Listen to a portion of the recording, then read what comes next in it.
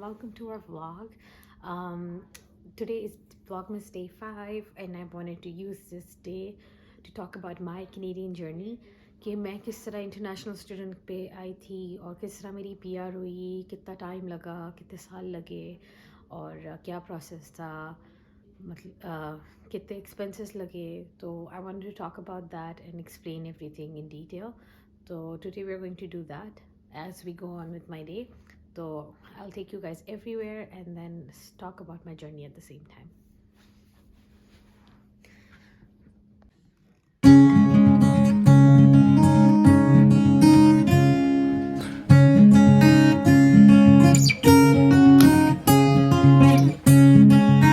Guys, अभी मैं अपने ऑफिस में आई हुई हूँ. ये मैंने बस छोटा सा ऑफिस बनाया हुआ है. It's perfect. यहाँ पे लाइट भी आती है and I just work here. और अभी मेरी जॉब वर्क फ्रॉम होम है. पहले ये ऑफिस जाती होती थी मैं, पर अब जब से कोविड हुआ तब से वर्क फ्रॉम होम हो गई है. एंड ये जॉब मैं पिछले 3 सालों से कर रही हूँ. It's a company that I work for, something to do with hotels. So that's where actually my journey starts on PR. तो मैं I was actually born and raised in Dubai और मेरा पासपोर्ट जो है वो पाकिस्तानी है. और मैं यहाँ पे तो मैं दुबई से मैंने अपने इंटरनेशनल स्टूडेंट वीज़ा के लिए अप्लाई किया था. भी बहुत लाइक कोइंसिडेंटली अप्लाई किया था, but that's a story for some other time. तो मैंने इंटरनेशनल वीज़ा के लिए अप्लाई किया था और मैंने हॉस्पिटैलिटी मैनेजमेंट के लिए किया था क्योंकि उस वक्त मुझे समझ नहीं आ रही थी कि क्या पढ़ना है क्या करना है. और हम लोग ज़्यादा पैसे भी नहीं खर्च करना चाहते थे बट कनाडा भी आना चाहते थे. और 4 साल का प्रोग्राम बहुत महंगा पड़ रहा था. तो हम लोगों ने 2 साल वाला प्रोग्राम किया जिसमें मैं दुरम कॉलेज गई ओशवा में. और वहाँ से मैंने हॉस्पिटैलिटी मैनेजमेंट पढ़ा था. मेरी इनटेक थी 2016 सितंबर और मेरा वीज़ा अगस्त में आ गया था. तो हमारी फैमिली में से मैं फ़र्स्ट थी जो इतना दूर जा रही थी. तो बहुत सारी अनसर्टेनिटीज थी. पता नहीं था कि कहाँ जा रहे हैं क्या कर रहे हैं. और इसलिए फिर अकोमोडेशन के लिए हम लोगों ने स्कूल में 8 महीने के लिए हमने स्कूल के हॉस्टल में हमने पे किया था. थोड़ा एक्सपेंसिव था बट वहाँ पे लोगों ने एक चीपर ऑप्शन दे दिया था हमें जहाँ पे 4 लड़कियाँ एक कमरा शेयर कर रही थी. तो हमने वो ऑप्ट किया बिकॉज मुझे था कि शायद ऐसे फ्रेंड्स भी बन जाएंगे और थोड़ा चीपर ऑप्शन भी था. तो वो किया हम लोगों ने. एंड जब फर्स्ट डे मैं यहाँ पे आई रात को आई थिंक 10 बज रहे थे. और Toronto Pearson airport is like 1 hour away from Oshawa. It was the longest ride of my life. ख़त्म ही नहीं हो रहा था रास्ता. हम लोग यार ये कहाँ जा रहे हैं, हम लोग कौन से कोने में जा रहे हैं. और मैं दुबई से आई हुई थी तो मेरे लिए सिर्फ दरख्त ही दरख्त नज़र आ रहे थे and it was super dark. तो आई वाज लाइक पता नहीं कौन से जंगल में जा रहे हैं. एनीवेज रात को 10 बजे आई. वो रात को निकली बाहर. अब दुबई में हम बहुत सारी लाइट्स होती हैं तो वहाँ पे निकली, कुछ नज़र नहीं आ रहा, अंधेरा. और मैंने कहा चलो कुछ खा लेते हैं. बट देखा तो सब कुछ डार्क. इतना डर के मैं अंदर आ गई और इतना लाइक कल्चर शॉक हो गई थी कि मैंने ये तक नहीं सोचा कि मैं ऊबर ईट्स करवा लूँ या कोई ऐप डाउनलोड कर लूँ.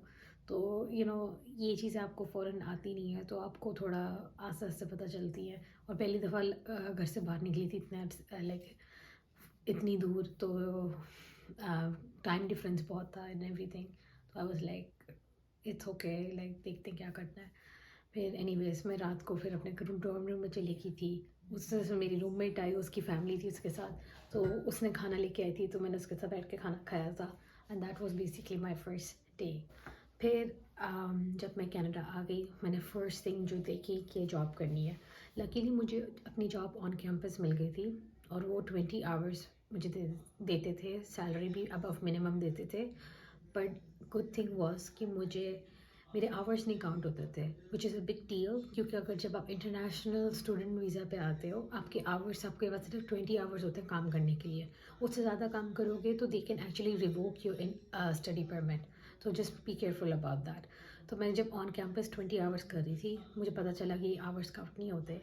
आई डिसाइडेड कि मैं एक और जॉब ढूंढ लेती हूँ. तो मैंने एक और जॉब ढूंढ ली पार्ट टाइम रेस्टोरेंट में. और वहाँ पे मैंने 20 आवर्स उधर 20 आवर्स उधर. बेसिकली मैं फुल टाइम जॉब कर रही थी, साथ में फुल टाइम पढ़ भी रही थी.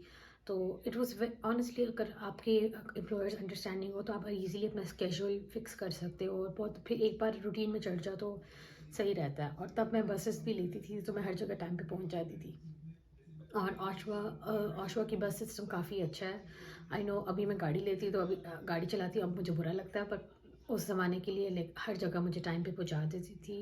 कभी कभार होता था कि जहाँ पे हम लोग थोड़ा लेट हो गए, बट आपके एम्प्लॉयर्स से understand when you take the बस।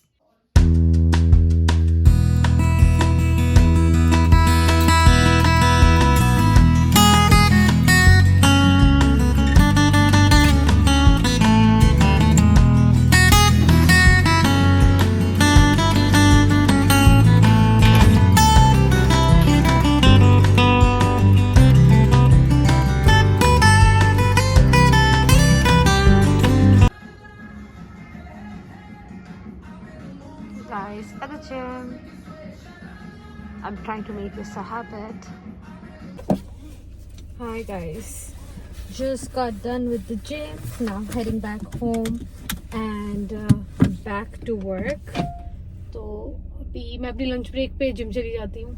वर्क फ्रॉम होम का ये फ़ायदा है कि आप कभी भी जा सकते हो जिम पे।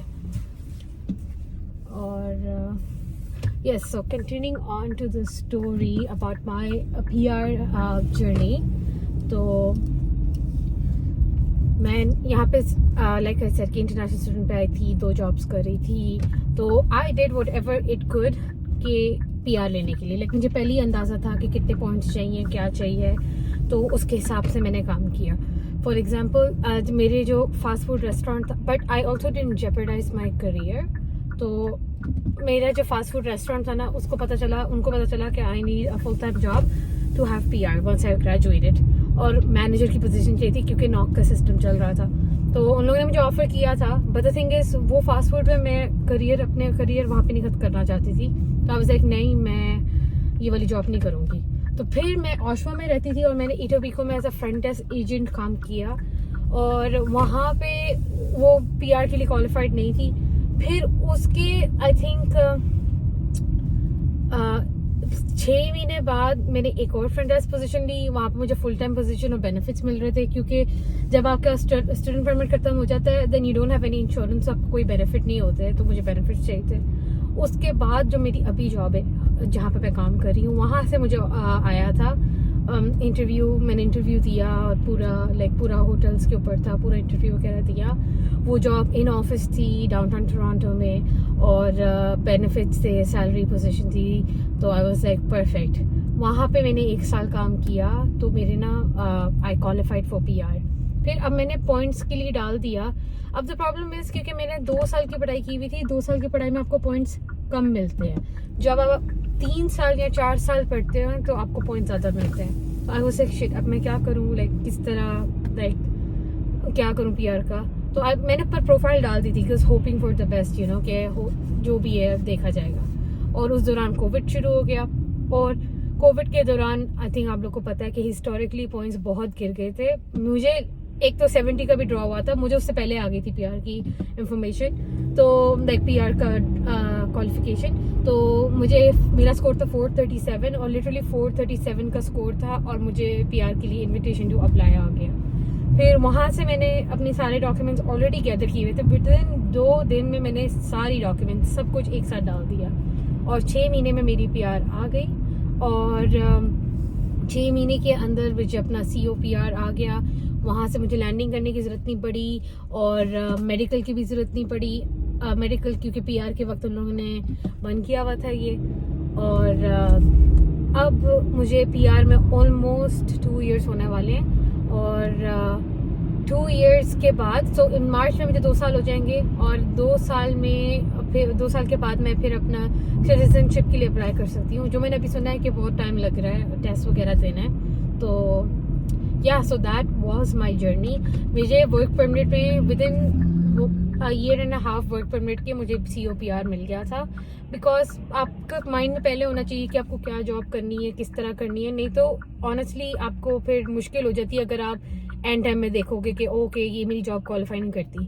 कुछ भी जॉब करो, कोई भी प्रोग्राम पढ़ो, just make sure that it's qualified for your PR and that आपका टाइम नहीं ज़ाया हो रहा और आपको बेनिफिट्स मिल रहे हैं इसके, क्योंकि अक्सर होता है लोग जॉबों में लगे हुए होते हैं और बाद में पता चलता है कि ये जॉब क्वालिफाई ही नहीं हो रही। So just guys make sure कि आप ऐसी जॉब करें जो PR के लिए भी क्वालिफाई हो या कोई ऐसा एक्सपीरियंस हो जाए चाहे PR के लिए क्वालिफाई ना हो पर आगे आपको जॉब दे सके जिसमें आपको PR मिल सकती है। तो दैट इज़ वेरी इंपॉर्टेंट। और 2 साल अब मैं PR में हूँ तो अब मैं अपनी डिग्री पूरी कर रही हूँ क्योंकि लिटरली हाफ प्राइस में पढ़ रही हूँ। इंटरनेशनल स्टूडेंट्स की फ़ीस बहुत महंगी होती है, तो अगर आप डोमेस्टिक होते हो तो आपको सस्ता पड़ता है। तो अब मैं एज अ डोमेस्टिक OSAP में पढ़ रही हूँ, तो that's just a note for you guys. Guys, that was my journey to Canada. Now I am, अब मेरे पास PR है और अभी मैं अब PR पे मैं अपनी डिग्री पूरी कर रही हूँ एंड अब होपफुली सिटीजनशिप के लिए जल्दी अप्लाई करूँगी। So if you guys want to know कि मैंने कहाँ पे अप्लाई किया इंटरनेशनल स्टूडेंट वीज़ा के लिए अगर आप दुबई से हैं और क्या प्रोसेस था, कितना टाइम लगा डिटेल में, तो मुझे comment down below any questions that you have and then I can help you. IELTS पे, मेडिकल पे, किसी चीज़ पे भी अगर आपके पास कोई क्वेश्चंस हैं तो आप कमेंट नीचे करें and we will get back to you as soon as possible.